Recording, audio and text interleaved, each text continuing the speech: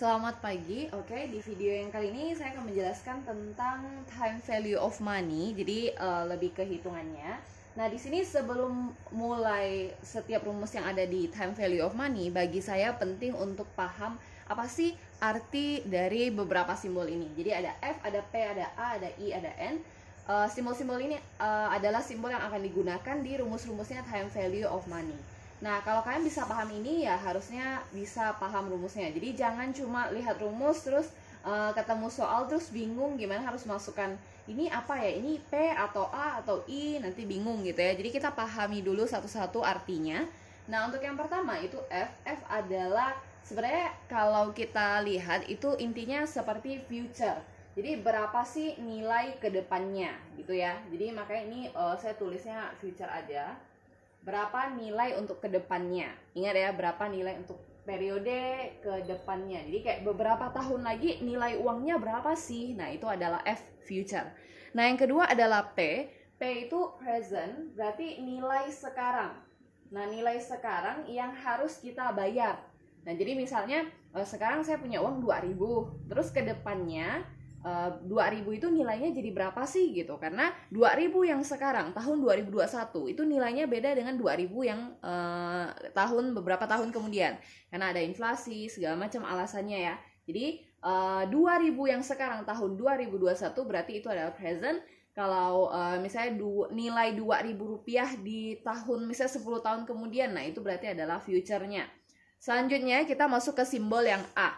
A itu adalah annual, jadi dari kata annual itu artinya adalah tahunan. Nah, di sini sebenarnya ada di modul kalian.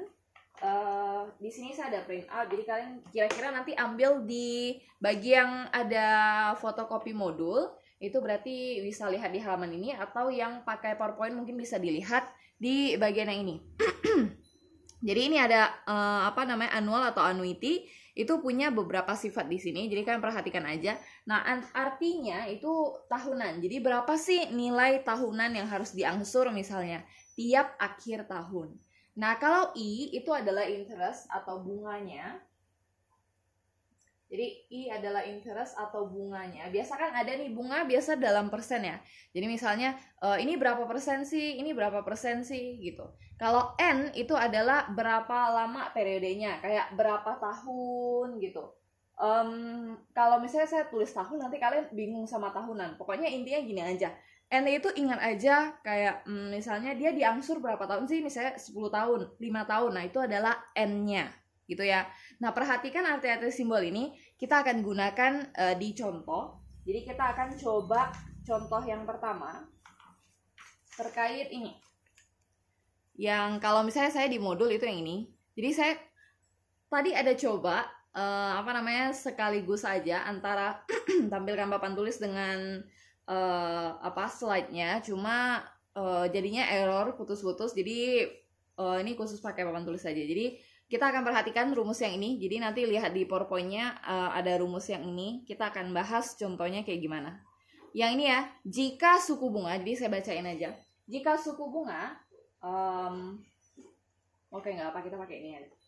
Jika tingkat suku bunga adalah 12%. Jadi cerita soalnya gitu, jika tingkat suku bunga adalah 12% per tahun. Nah, itu kita udah harus tahu, oh berarti yang ini 12% per tahun, itu adalah I-nya. Terus kita baca lagi nih di soalnya. Dia meminjam uang sebesar 100.000 jika tingkat suku bunga 12% per tahun, dan dia meminjam uang sebesar 100.000. Dia pinjam uangnya kapan? Oh, dia pinjam uangnya sekarang. Makanya sekarang itu 100.000 kita golongkan sebagai present. Sekarang 100.000. Nah, terus dia tanya lagi, apa lagi nih? Maka sesudah 1 tahun, nah ini ada dikasih tahu, sesudah 1 tahun, maka kita masukkan ke sini 1 tahun. Jadi jumlah berapa tahunnya itu kita masukkan ke bagian N.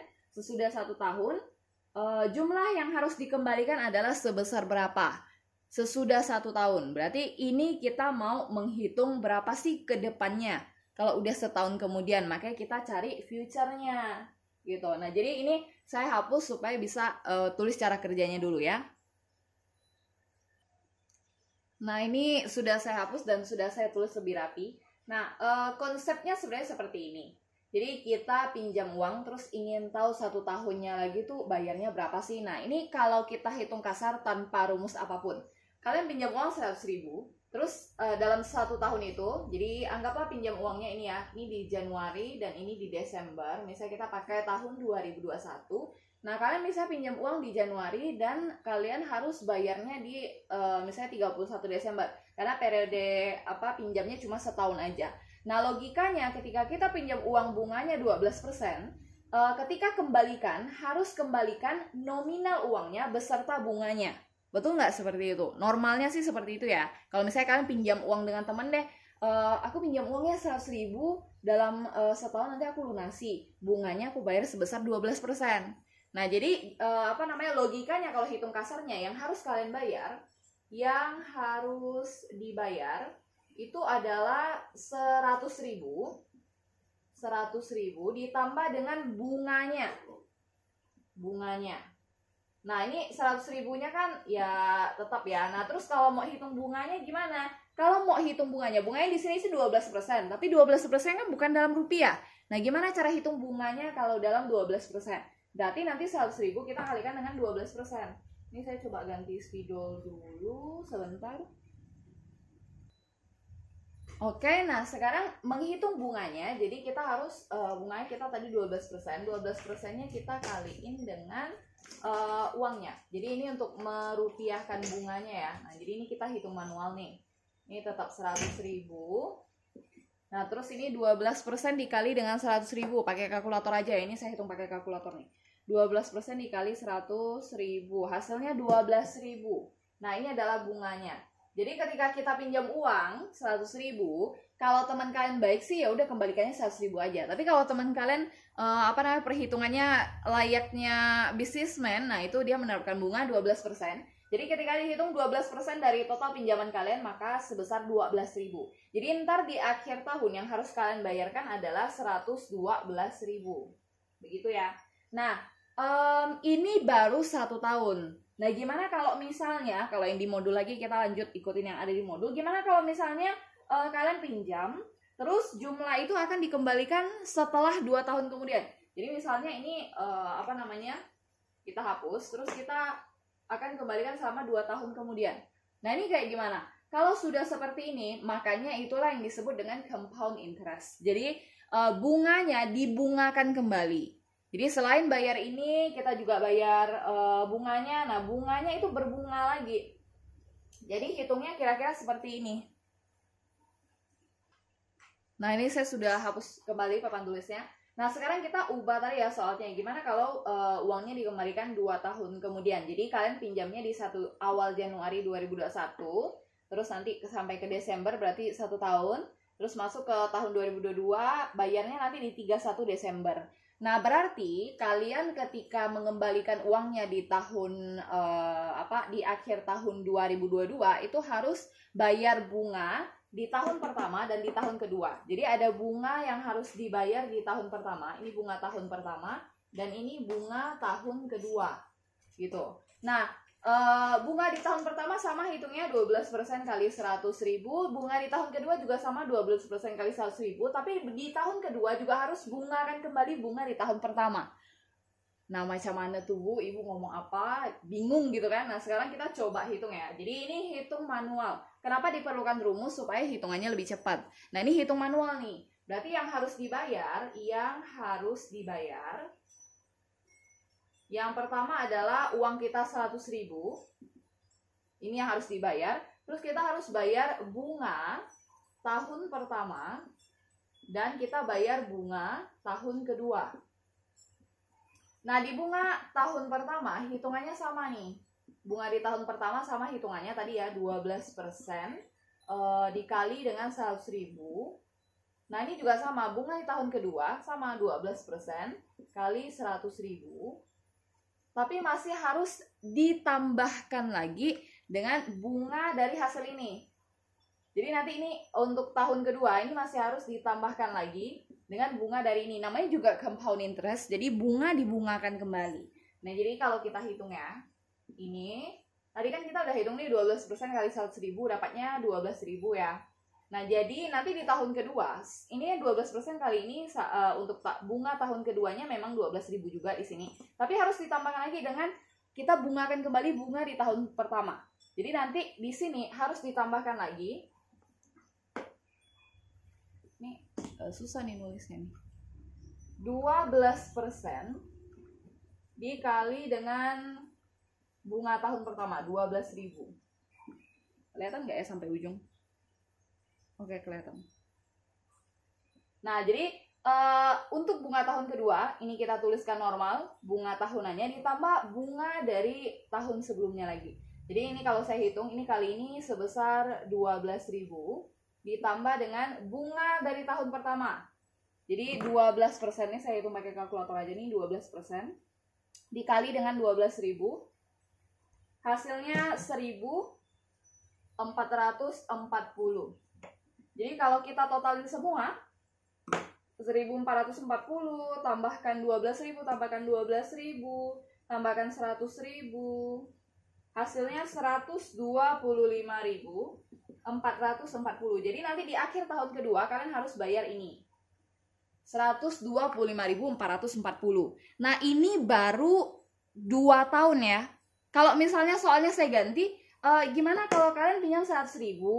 Nah, terus kalian lunasi 10 tahun kemudian ya. 10 tahun kemudian yang harus kalian lakukan adalah hitung bunga tahun pertama, hitung bunga tahun kedua, bunga tahun ketiga, bunga tahun keempat, 5, 6, 7, 2 sampai bunga tahun ke-10. Lalu ingat lagi yang namanya compound interest. Bunga setiap tahun selanjutnya harus membungakan bunga dari tahun sebelumnya. Jadi bunga berbunga. Di tahun kedua bunga akan tahun pertama, di tahun ketiga bunga akan tahun kedua, di tahun keempat bunga akan tahun ketiga. Jadi bunga berbunga. Nah, itu kalau kalian hitungnya manual seperti ini, hitungnya sampai besok pun belum tentu selesai, dan udah dihitung pun belum tentu hasilnya benar juga, karena biasanya kurang teliti mahasiswa. Oleh karena itu dibuatlah rumus supaya kalian lebih mudah memahaminya. Nah, rumus-rumusnya itu sebenarnya udah ada di PowerPoint, atau bagi yang ada fotokopi modul bisa lihat modulnya. Nah, ini saya tampilkan juga, saya tunjukkan aja di sini. Jadi di sini ada beberapa rumusnya, ada compounding factor, ada compounding factor for 1 per annum, ada sinking fund factor, ada discount factor, ada present worth value of an annuity factor, sama capital recovery factor. Alah Bu, banyak bener. Nah, sebenarnya ini mungkin kelihatannya banyak, ada 6. Cuma mereka sebenarnya mirip-mirip, cuma diterbalikan aja terus namanya diganti aja. Jadi perhatikan, saya sampaikan aja di video yang ini, jadi supaya videonya nggak terlalu lama dan tidak susah diupload, jadi saya potong dulu. Kalian harus perhatikan untuk yang bagian compounding factor ini ada simbol F dan P.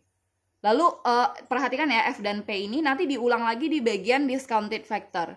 Jadi ada F dan P juga. Nah, sebenarnya antara compounding factor dan discounted factor itu sebenarnya rumusnya cuma dibalik aja. Jadi kalau kalian hafal satu rumus, sebenarnya udah bisa pakai dua-duanya karena dibalikin aja. Nah, ini juga sama untuk yang compounding factor for 1 per annum itu dipakai F dan A. Nah, nanti di sinking fund factor juga pakai F dan A, cuma dibalikin aja. Nah, jadi kalau kalian hafal satu rumus udah bisa paham 2. Nah, yang ini juga sama, kalau present worth value of an annuity factor sama yang capital recovery factor itu pakai simbol P dengan A. Ini juga pakai P dengan A. Jadi kalau kalian hafal salah satu juga udah bisa kerjain. Jadi intinya memang ini ada 6, cuma sebenarnya kalian cukup paham 3 aja. Kalau paham 3 ya berarti udah bisa sebenarnya untuk rumus time value of money. Oke, ini pendahuluannya dulu. Selanjutnya nanti saya bahasnya per 2-2 ya. Jadi ini kan memang ada 6 rumus, cuma nanti saya bahasnya 2-2. Compounding factor saya gabungkan sama discounted. Nanti untuk ya compounding factor yang for 1 per annum ini saya gabungkan dengan sinking fund factor. Terus yang kelima ini sama yang ke-6. Jadi saya potong jadi 3 video. Oke, ini saja dulu. Kalau ada yang mau ditanyakan boleh ditanyakan di GC atau di WhatsApp group, oke?